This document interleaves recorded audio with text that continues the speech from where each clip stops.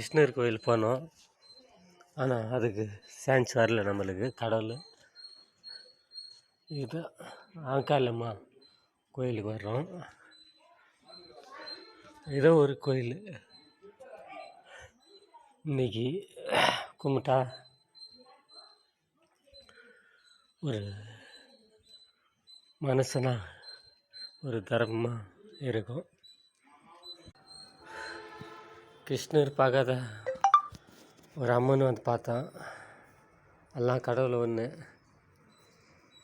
பார்க்கலாம். கிருஷ்ணர் அன்னைக்கு நம்மளுக்கு தரிசனம் கொடுக்குறாரு.